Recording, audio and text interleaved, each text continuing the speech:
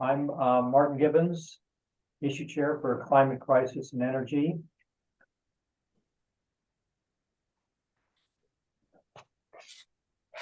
And what we're going to do today is go over the league positions on climate change and the crisis caused by climate change. Who's on the team? What progress we made and status we have right now in our legislature and in our state. And outlook for continuing the legislation and challenges for this coming session, 2024. Finally, your opportunities to take action. As I said, type your questions in the chat, and maybe at the end we'll have time for hand raising as well as the conversation develops. So first, let's stipulate that climate change science is settled, and it's a global problem. And some regions have benefited more than others from fossil fuel usage, and therefore have more responsibility. And every region must do their part. Muted. We can delay no longer.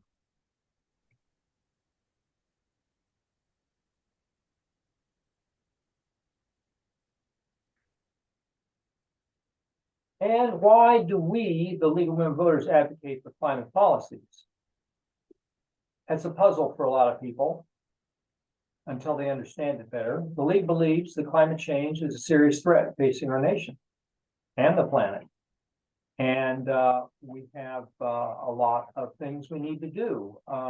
Energy conservation typically reduces pollution, and actually, when we take action, we can improve building resilience, resilience in our buildings, more capability.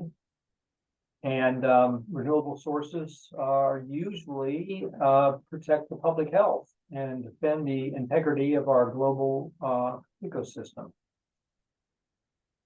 And the League, of course, being a fact-based and careful study-based organization, climate goals and policies should be consistent with the best available climate science.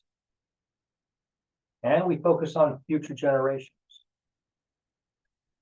We must continue to address this issue, but we need to consider the ramifications at all levels, and that includes job creation, job displacement, pricing, things such as that at every level. But of course, we focus here on what we can do in the state. These statements, this is a reduced extraction, but was approved by the U.S. League in January 2019. We also have more specific positions on climate change in our program in action document. We believe we need to legislate to accelerate the transition from fossil fuels to cleaner, more efficient energy standards. We need to invest in renewable energy and address long-term impacts for the mitigation we can no longer achieve. And the League supports a price on carbon dioxide, really, and whether it's cap and trade, a carbon tax or fee, or other mechanisms. Now, of course, cap and trade is really what we have with the Climate Commitment Act here. That's now, it was expected that it would be challenged. These statements are from our program in action and the U.S. League Impact on Issues, which you can find at that link. And I expect these slides will be posted on our webpage in a week or so. And so you'll be able to access those links there if you don't already know how to find them. That's in the League webpage. Who's on the climate team? I am the issue chair for climate. This will be my fourth session working climate. Phyllis Farrell was previous climate change issue chair and is now an advocate as she has moved on to do other more exciting things. And Mary Moore is someone you may recognize. She led what we call the Green Team, or the environment team here, working on the environment issues, and has expressed interest in coming back to help work climate change analysis. And climate change in Washington, we're already seeing the effects of climate change. This is why we need to address it, even though it's a global issue. But our Cascade Mountain glaciers are receding. And the snowpack, snow that falls in the winter, melts faster in the spring, which means we have less water late in the summer in our streams. The annual mean temperature is increasing. This is based on measurements. All these things really are based on measurements. That produces lower stream flows in the summer, and which is impact on our fish and other recreation, and eventually water availability, because our streams are connected to our aquifers. And what's the challenge in Washington State? This is data now from 2019. It's a long time ago, I get that, but the state depends on statistics prepared at the federal level to get these numbers, and those numbers just became available a few months ago. But our electricity is fairly low because we have a lot of hydropower here. So transportation is our biggest challenge, and that was the focus in 2021 for bill passage. I won't go into those details right now. In 2022, we had a focus on buildings in the legislature. I guess I should drop back to 2019. The big change there was the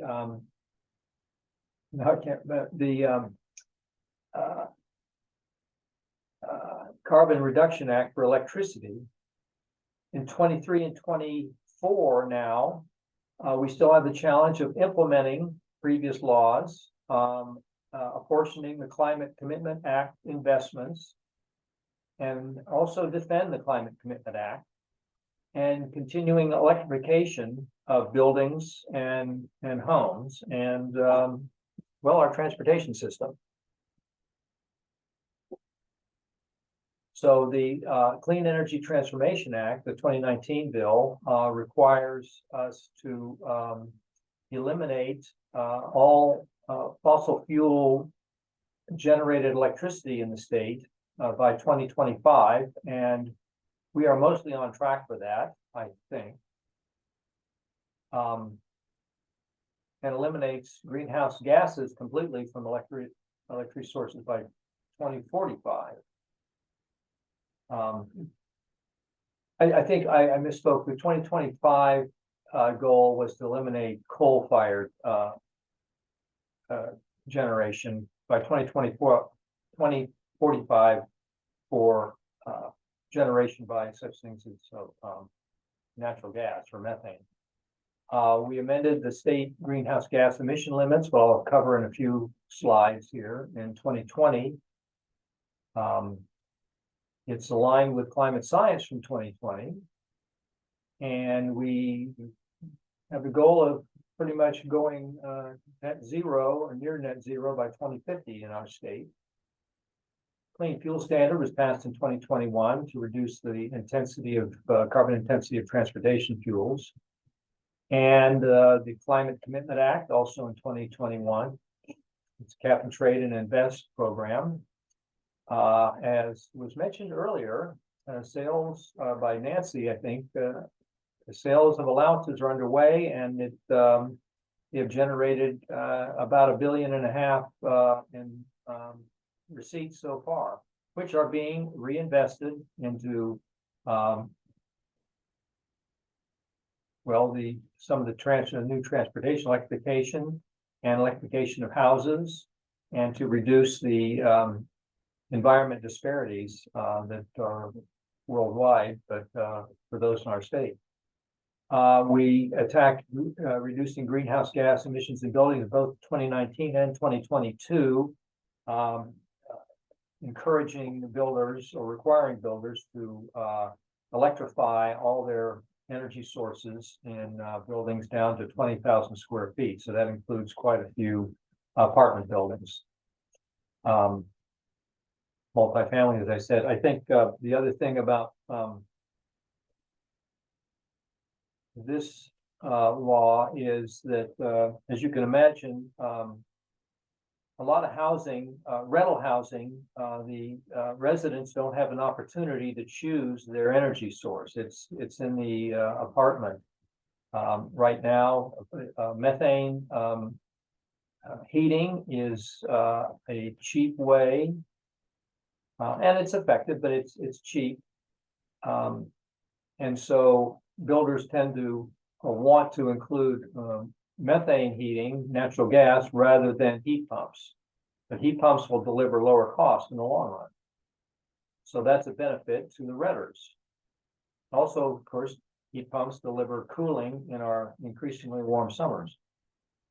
Another bill from 2022 was to reduce methane emissions from landfills. That's both to capture methane currently leaking out and also to divert organic material from going into the landfills, rather another solution such as composting. And then there was more progress on community solar projects, which enable groups of people to team together and create a solar farm in their neighborhood or in their region. If it's not practical to put solar panels on their own home. And once again, renters don't often have that opportunity or the style of building that they're living in. So, and they're not easily retrofitted with solar panels.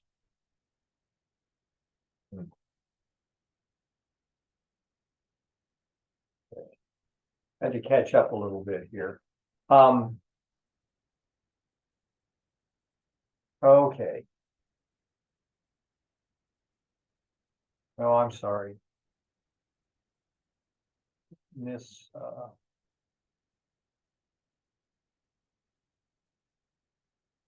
key.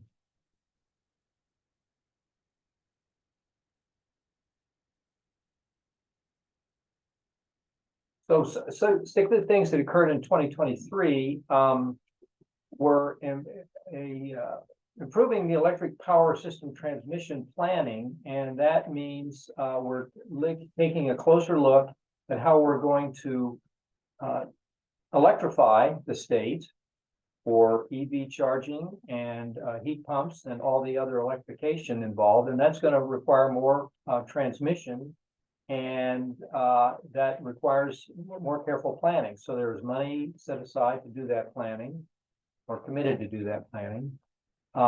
Consolidate and streamline siting of clean energy projects, licensing and permitting of all sorts of infrastructure is a challenge, as we may know, and that includes energy projects.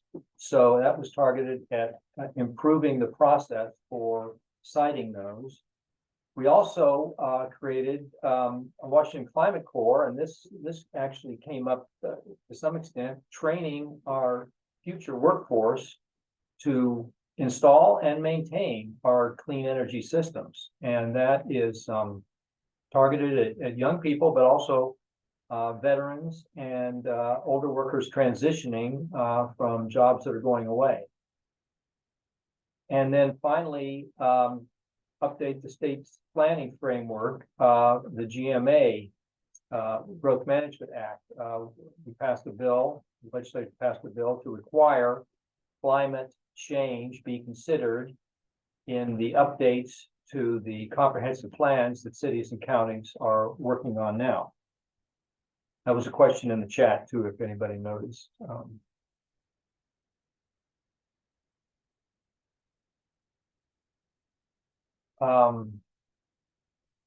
So this is going to spend some time here. This is once again the progress we've made against the goals we've set in the state. The red line there are the goals from it was passed in 2020, House Bill 2311. And going to by 2050, 95% below 1990 levels, and net zero, which means net zero. There still are ways to offset the residual releases of greenhouse gases that are permitted by this, but the 1990 level is in the chart. It was about 90 million metric tons released in the states. The 2018 level, to show the challenge, was about 100.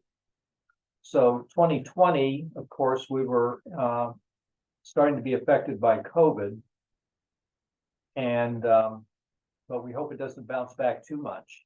However, the laws or the bills we passed in the last few years are outlined here, and it's this is how much the estimate is going to reduce, estimated benefits from these bills. The biggest chunk is the Climate Commitment Act, which by 2030 is projected to reduce 26 million metric tons of our releases. And the Clean Fuel Standard, which I mentioned, is a much smaller amount, but it still is part of the overall outlook for reducing our greenhouse gas emissions. The Clean Energy Transformation Act, which reduces and eliminates eventually greenhouse gas release in our electricity supplies and sources. The second biggest amount. The hydrofluorocarbon reductions, and that was to transition away from hydrofluorocarbons in our cooling and heat pump systems, and which is when those leak out, they are a powerful greenhouse gas, much more powerful than carbon dioxide. Then there are other reductions distributed in many bills that were passed, ancillary. Perhaps. However, we have a missing almost 9 million metric tons that we still need to legislate, and still need to have policies to eliminate, even to get to 2030. And of course, all these bills, all these policies must be executed well and successful to even get to 2030. So we still have challenges here. And as Lori Jenkins described, there is a major effort now to revoke the Climate Commitment Act, and so a huge amount of that greenhouse gas reduction would go away if that was successful.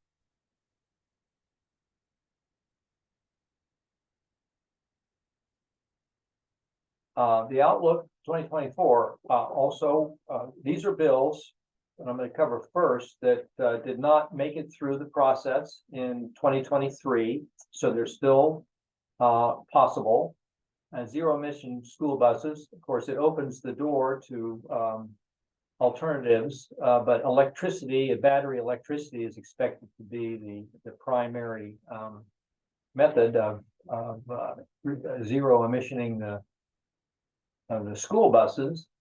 And so the proposal is after 2027, all new acquisitions must be zero emission school buses, and after 2035, all school buses must be zero emission. Now, having said that, there may be some adjustment to that, some amending to make sure to accommodate new school buses coming into the fleets right now that they don't necessarily want to retire by 2035.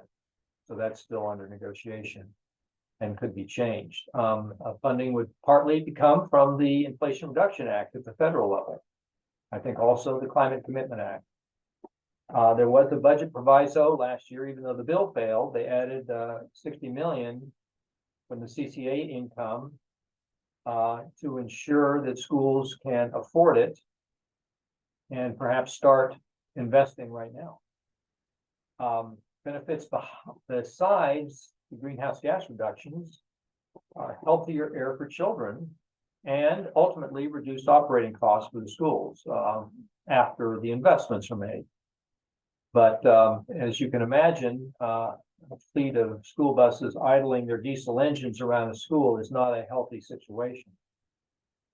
And it's not healthy, especially in congested places like cities, to have just more diesels driving through neighborhoods. We can do better.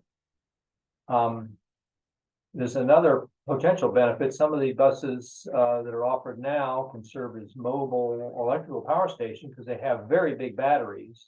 And so in a energy or electrical crisis, like a major outage, they can serve for a while as cell phone recharging stations and other uses that a community might need, those that don't have alternatives to power.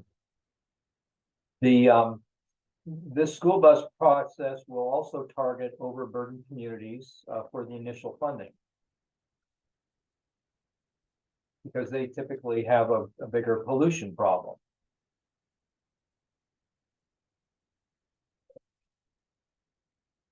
Another bill that didn't pass is something called the Energy Upgrade Navigator, and it provides guidance to homeowners and to installers to identify optimum energy efficiency improvements.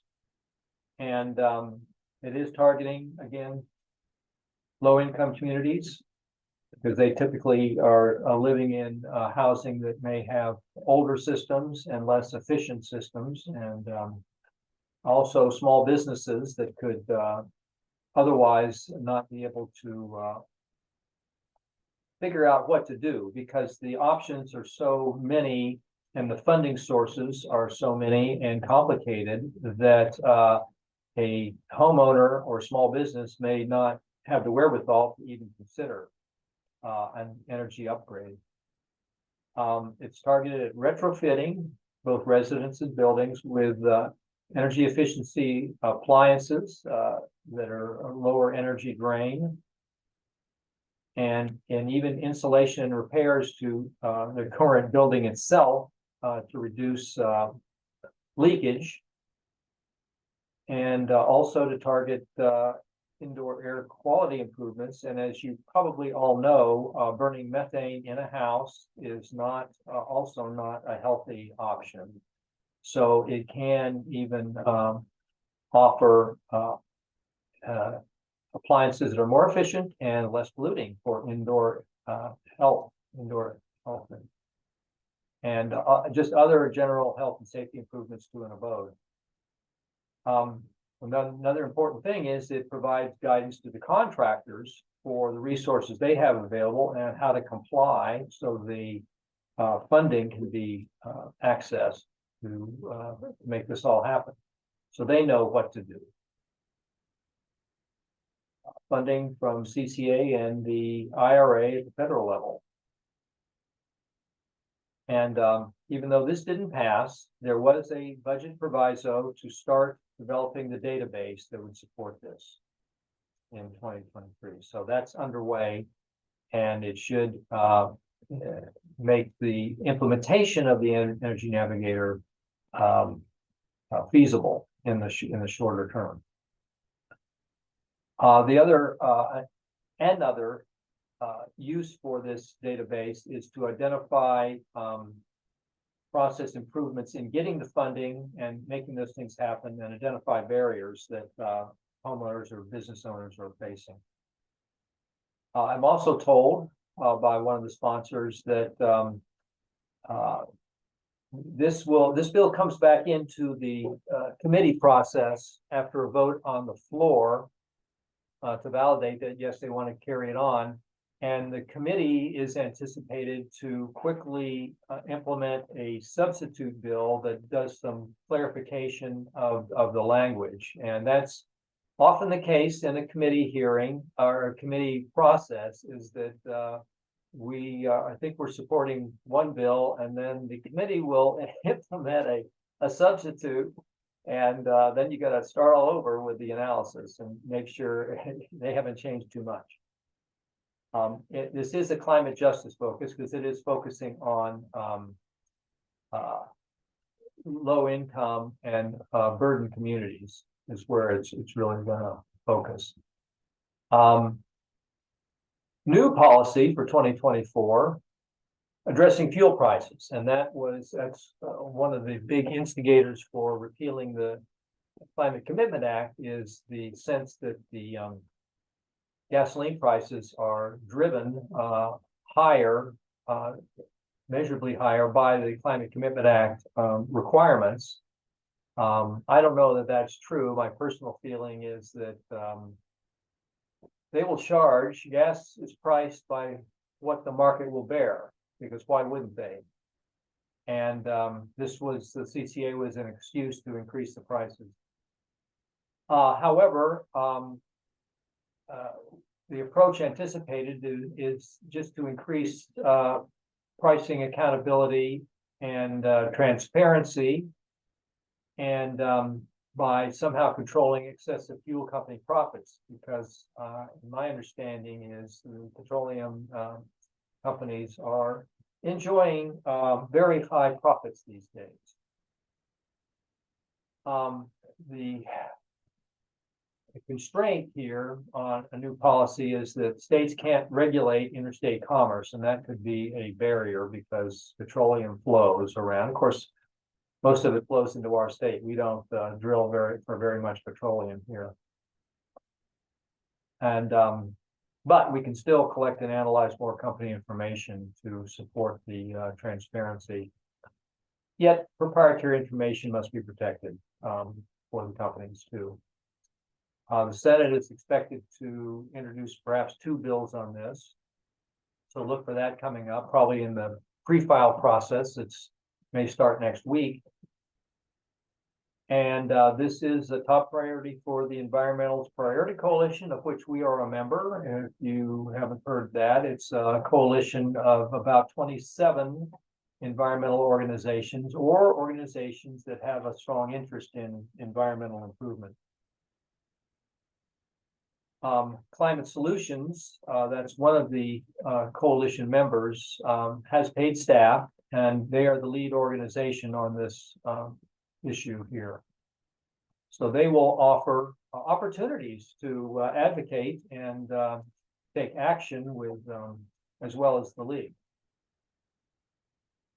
Additional for 2024, as we've said, unpassed bills can be reconsidered.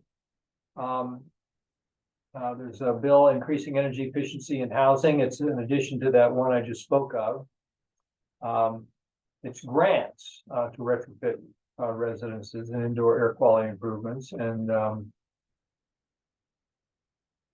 pretty much the same as before. Fair access to community solar. Community solar has some challenges in that the electric companies are challenged by incorporating smaller generation facilities into their overall grid. Now, it is a challenge, but it's not it can be overcome, and many places in the country are overcoming those things and can provide some benefits of distributed energy generation, can increase the robustness of the overall system. So the bill itself revises the sizes and operating parameters of those projects. And our PACER is a similar bill to something that passed years ago that Phyllis Farrell supported. And it is the Property Assessed Clean Energy Resiliency Program. I don't know if I got some more. The improvements in a house, such as solar panels and a battery, can be paid with a loan and a lien on the property.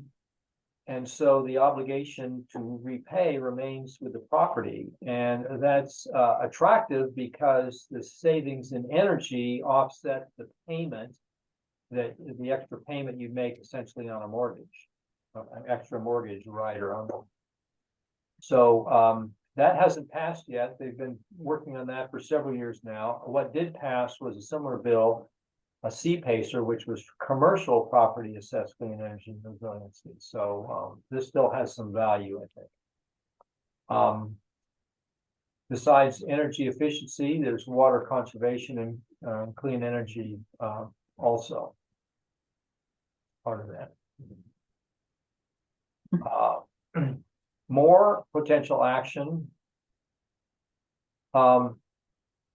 Extreme weather response grant program, once again, did not pass in 2023, is still alive for 2024.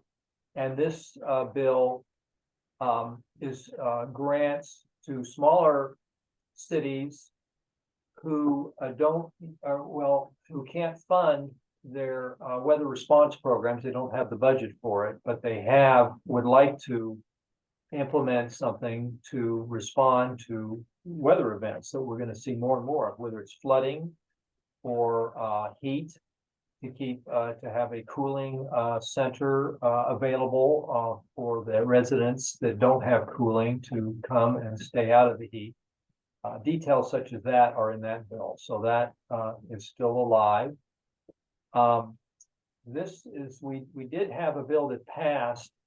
I thought at the time this was a superior bill. The bill that passed last session was to evaluate the negatives, say, or the possible power outages due to more renewable energy, such as wind and solar, that doesn't generate 24 hours a day. This one added a lot of other features to the hazard analysis, such as cybersecurity, which I think is a big risk right now, and we see it pop up here. And recently there was a pop up of a hack into water systems in the country, and also to ensure we have energy resilience all around. That didn't pass, but I hope it will, because I think it's more comprehensive than the one that did pass.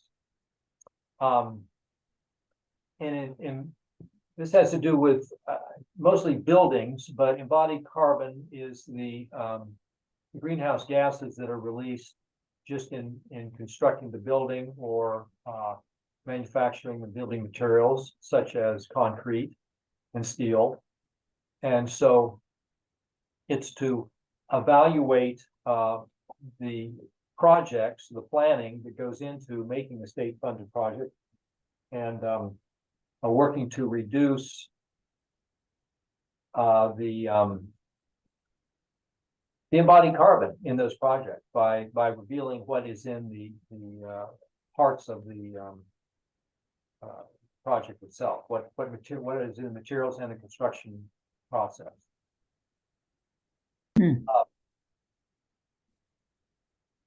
How are we doing on time? Anybody know? When are we supposed to be over? In about, it must be another half an hour or so. Yeah. Yeah, I think you're good. I think until 11:20. Okay, good. So 11:40, excuse me. So with our coalitions, EPC especially, we are still looking at making adjustments to the Climate Commitment Act. That's going to require, as long as it survives, require periodic adjustments in how we invest the money. I think it's now up to 1.6 billion, somebody said. That sounds about right to me. And we also, if it survives the initiative process, which I sure hope it does, still we need to ensure that funds are allocated as intended and targeted. There is an effort also to redirect a lot of the funds to just building more roads or to return them to the taxpayers. And I think we have a lot of investing to do that will reduce our costs and improve our health in the long term. And then I talked about the possible fuel profiteering before with the bill that may go in. It's a challenging one. And there's continued effort on just our healthy environment in general, clean water, clean air. And the Clean Energy Transformation Act, once again, that reduces the greenhouse gas releases in our electricity generation. Utilities would like to delay goals for that. We want to make sure that doesn't do too much damage. And building codes, the Building Code Commission is implementing electrification requirements. Of course, there's objections to those, so there may be an effort to pass legislation that requires electrification in single-family houses as well as apartments and such that I covered in the other bill. But I think this is important.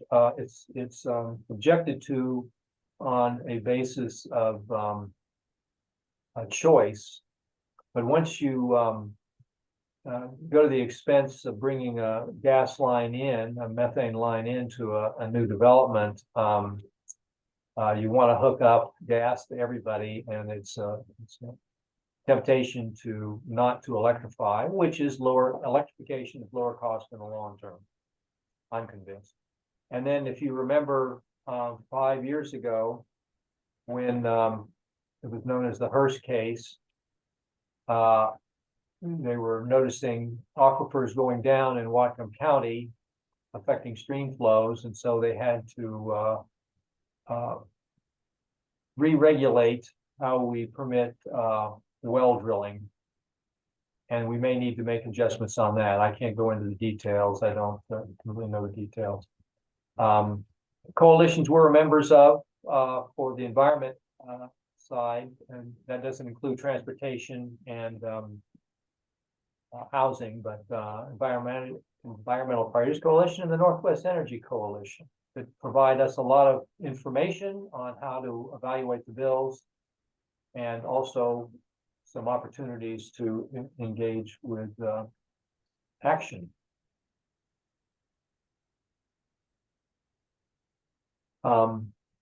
Challenges we're facing: opposition to green and renewable energy siting. Some of that's going on in near Yakima. People objected to having to look at big, extensive solar farms or wind turbines. Also, protection of heritage industries that we have here, that better policy may impact their ability to thrive. And of course, discomfort with energy prices. Everybody sees when the gas prices go up, even though they may be better in the long term. And then permitting. That's going to be a challenge because the permitting is often such a locally performed task. And if you need to run a transmission line, you got to go through a lot of gates to approve that. Some people say 10 years or so, and it would be better to streamline that. And then delays will be pushed by the people that are negatively affected by changes. Of course, climate change, I contend,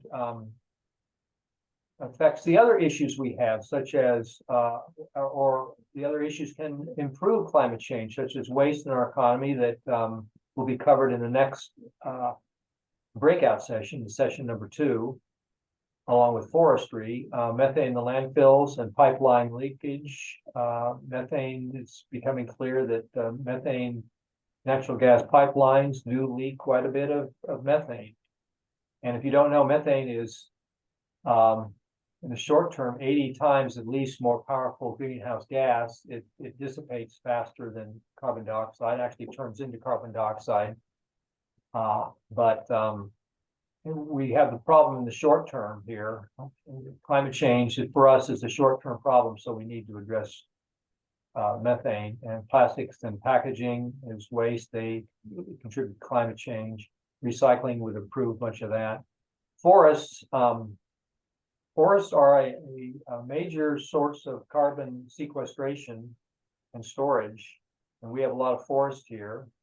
And so in the next session number 2, under forests and waste management,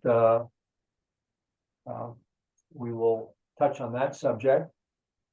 Land use and housing, Cynthia Stewart is the issue chair for those items, transportation as well. Health, we have a big contingent working on health, but when we clean up our energy sources and clean up pollution in our homes, our health will improve. Of course, it also affects our revenue and how we money coming in and how we spend it. And finally, everyone can take action. At any time, you can express your concerns and support for things to your legislators. And these links go to where you can find your legislators. I know many of you probably already know how to do this, but I'm putting it in here. The links will be available once this comes out. And the senators and the governor. You can express your concerns to your city and county government as well. And you don't have to show up for a hearing necessarily. You can write them a note. And the comprehensive planning requirements that came in on House Bill 1181 last year. You can support. You can express your support for engaging with that well. You can keep up to date with events in the state and within our local leagues who are doing environmental things with our Climate Radar, which is a newsletter of the climate or the environmental interest group in the state. And there's the link. And of course, respond to action alerts in the legislative newsletter. We can all add our energy to making policy change. Don't give up. We don't need to convince the climate deniers of the truth. We need to convince everybody concerned to take some action. And we don't need to understand every detail in this vast science. However, every 1/10 of a degree prevented makes a difference. Even though we've probably heard that we're probably going to blow through the 1.5 Celsius, maybe we can hold it to 2. Every 1/10 of a degree makes a difference, or 100th of a degree, really. Talk to your friends and family about what you're doing and what you know about it. And tell your representatives and the city council, state, Congress. I can't tell you what to tell the Congress because that's beyond my prerogative, but you know what to say. Write your congressman, tell them you're concerned about climate, so they focus more on that. And then read the action newsletter and respond to action alerts. Oh, said that again. Don't give up. And so some messages you can take to the bank. You're concerned about climate change and believe we can take action. You want us to do everything we can to ensure the state's reducing their emissions, and express concern specifically for our zero emission school bus. That's a big opportunity this year. A lot of people will be working on that. So keep that topic front and center in your legislators' minds. And tell them we need opportunities for low-income families to benefit from these changes as well, not just those of us who can afford these new systems and enjoy the benefits in the long term. We need to preserve mature forests that store carbon at the fastest rate. They store carbon much faster than a recently planted forest. You can write your legislators at any time, once again. Okay. What I want to do now is get to a discussion, questions. What have you heard, perhaps? What else should we be doing? Do you have any questions on what I just covered? Yes. And let's first say, were there any, Kate, are you on? I am. There are some questions in the chat.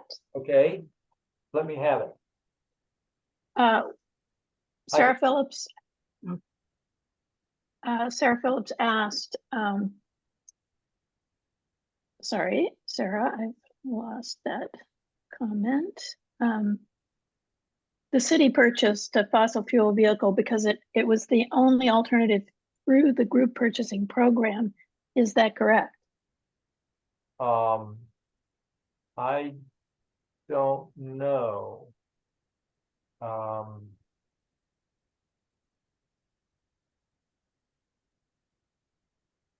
Could you read that again? Well, can I? Sure. Jump- Yeah, please, Sarah, go ahead. Cities and towns purchase vehicles through the state purchasing process. And what I was told was the city just purchased a fossil fuel vehicle because it was the only alternative through the state group buying. I contacted my state legislator, who is usually quite responsive, and have not heard from her. I don't know the answer to that. That would be a surprise. I do see electric vehicles around with city decals on them. So I don't know how they but Sarah, if you want to have a more extended conversation on that, we can do that and try to figure out the answer. Laura Rathbone, I'm going to go to you since you got your hand up. Yeah, I was typing something in the chat. It's in regards to the initiative to repeal the Climate Commitment Act.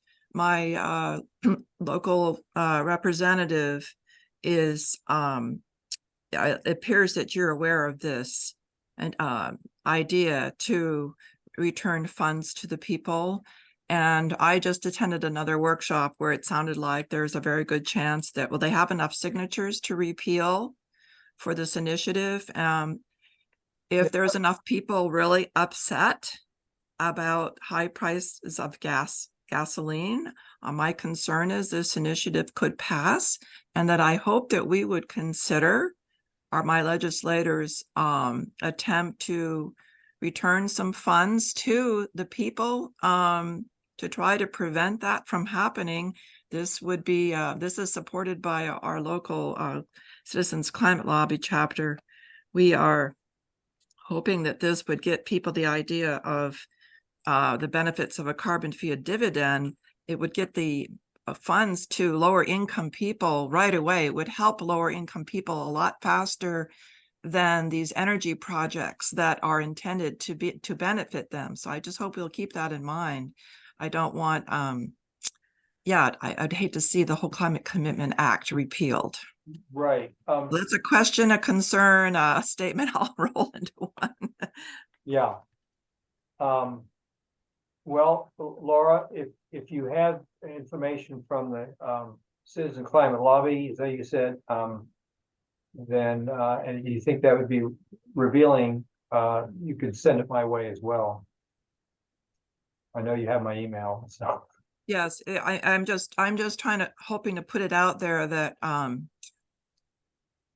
that there may be an actual, I don't know the details, I'll try to find them, but that it actually, because there's so much more money coming in than they expected, Yeah. there's like there should be enough money to fund all the projects we were hoping for, and enough to return some amount to the people so that we don't end up risking having this bill thrown out completely. Yeah.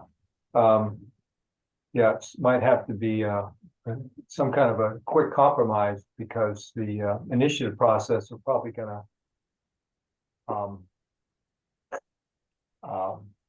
may overtake any kind of change we could make. So that's definitely a challenge, Laura.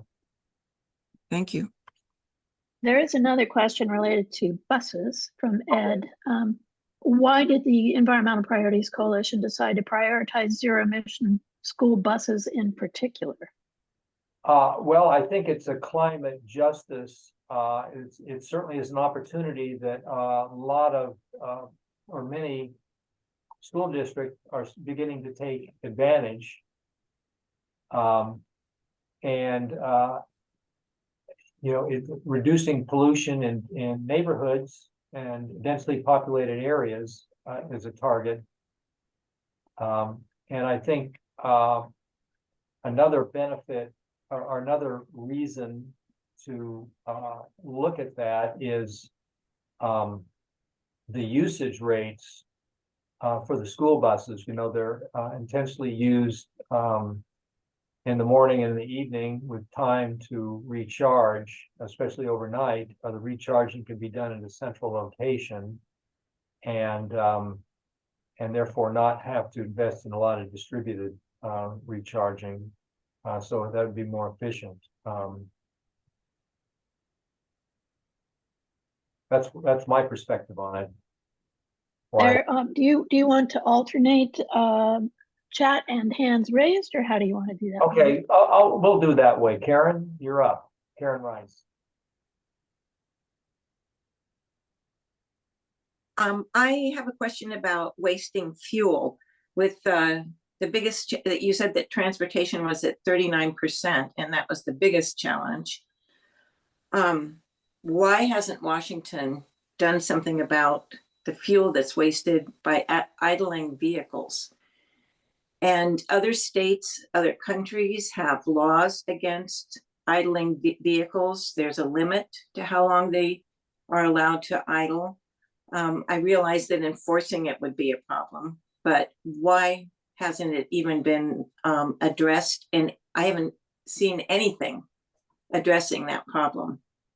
Yeah, I haven't either. I assume the enforcement, is a problem there, but, I know, what I've heard, informally is, the, long haul trucks are reducing their idling, that they typically, you know, when they have their break periods for hours and hours, they leave their trucks idling. What I've heard is they're trying to reduce that, but, that's a smaller part of the overall. But vehicles, Yeah, people, individuals are letting their vehicles idle in parking lots, Their when they're in cars. line to get coffee, they could turn them off. yep. We don't even have any education addressing that.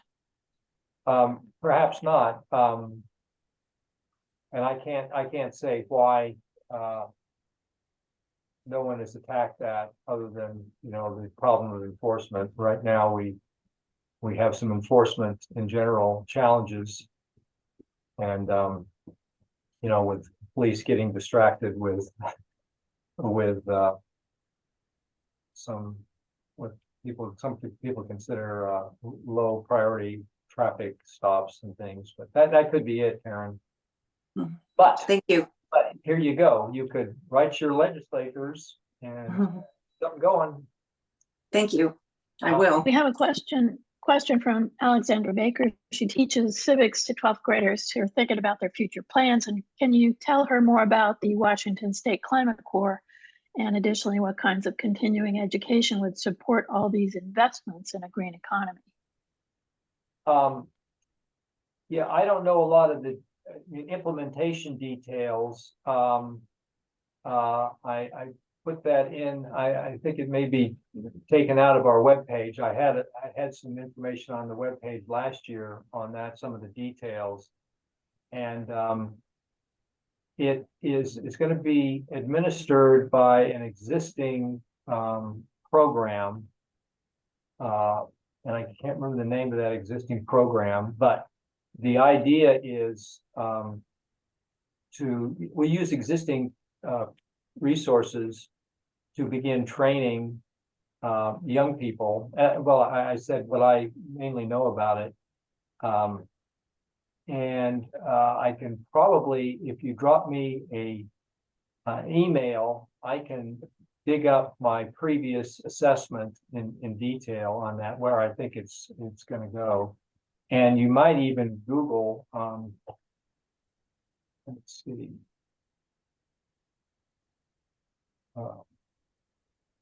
Let's see.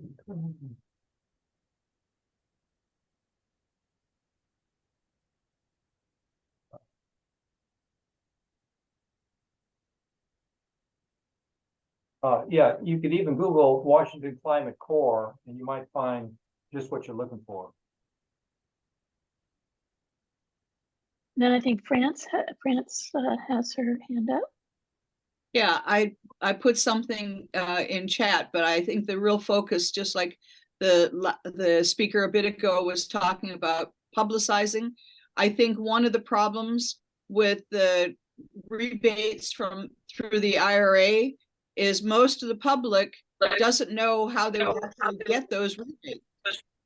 You know, that if we have the money that we don't depend on the rebate, then we also probably have the abilities to check that out through tax returns or whatever I'm gathering. But when I first got my heat pump, I looked at my receipt and I went, okay, now what do I do with this? You know, and I don't think there's any publicity out there for people to know this is how you go about getting the rebate so you can afford this kind of thing. Yeah, that's the intention of the Energy Upgrade Navigator, and it is targeted once again at low income communities, but I don't know why everybody couldn't use it. They're trying to make it usable and for systems at the low and the upgrades needed by that part of our society. But that would be it. Of course, that didn't pass. There was budget proviso to get it started, so we don't have it yet. But I can just imagine myself dealing with the federal government with taxes, how confusing that can be. And where do you get the money? And I'm not an expert in that either. But we could use somebody, an advocate, to figure that out and to write a one-pager on how to do that. That'd be useful. Or dig it up from the internet. I don't have that information. Callie asked if there are particular, from the 1.6 billion, are there particular methods of incentives and methods for conversion to electric vehicles and agricultural equipment and infrastructure to support EV charging in rural areas? Yes,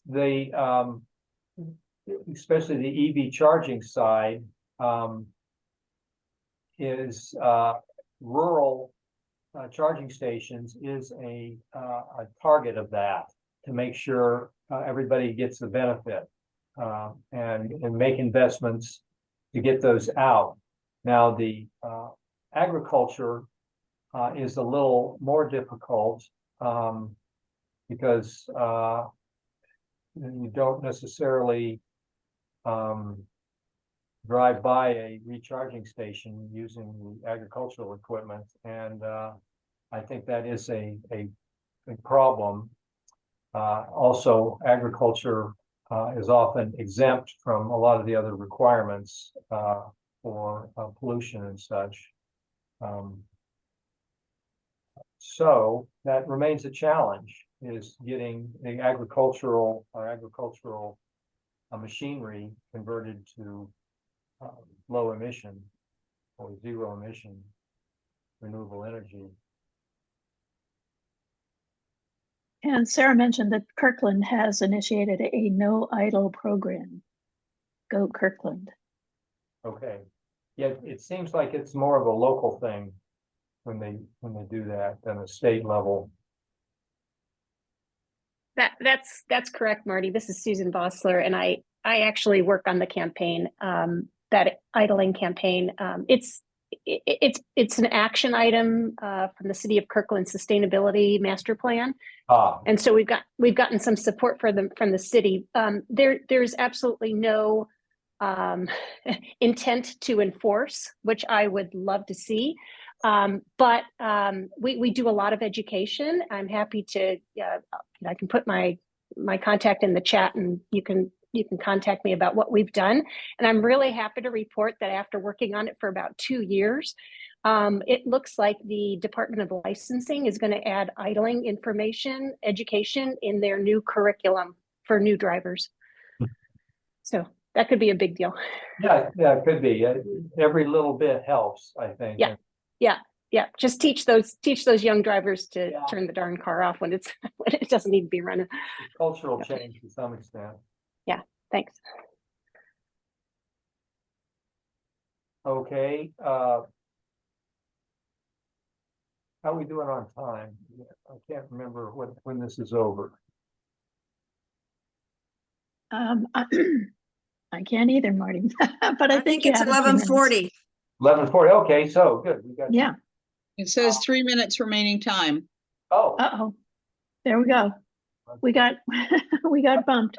It does There say- are some other links see that in the chat that people can look at. Say again, I was talking over you. There are a few links in the chat that Oh, okay. that I encourage people to look at, or save your chat and take a look at that.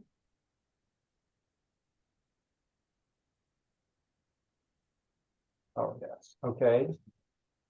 Any final questions? I was just gonna say that, thank you, Susan, for the work in Kirkland. They do produce a little like permanent style flyer that has that information on it. And I have walked up to people in the parking lot and just held it up to their car. I don't live in Kirkland, but I got it. And I got That's one awesome. young woman who was pretty darn snotty faced about it, but you know, Yeah, that's awesome. Yeah, and a lot of work needs to be done at the schools too. There's too much idling going on at the schools, speaking of children's health. And Anywho.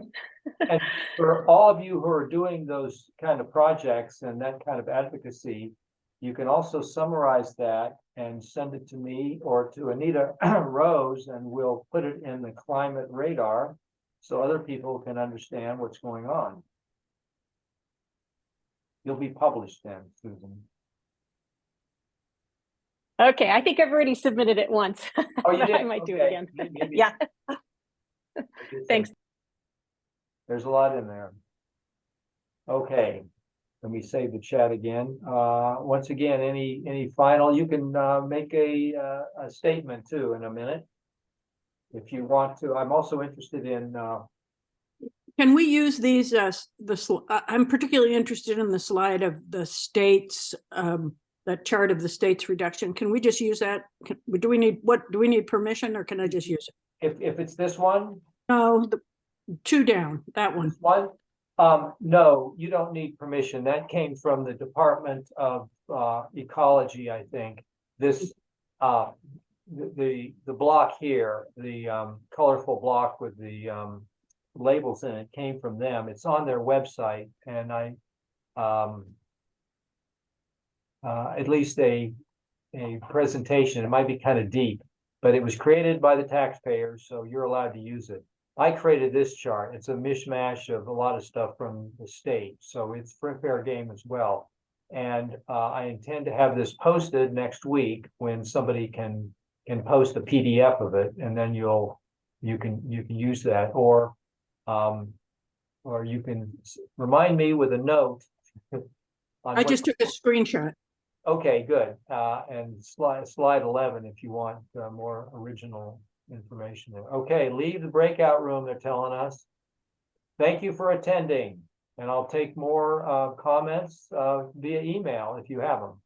Thank you. Thanks, Marty. thanks for all your work. Thanks, Marty. You're the best. You're welcome.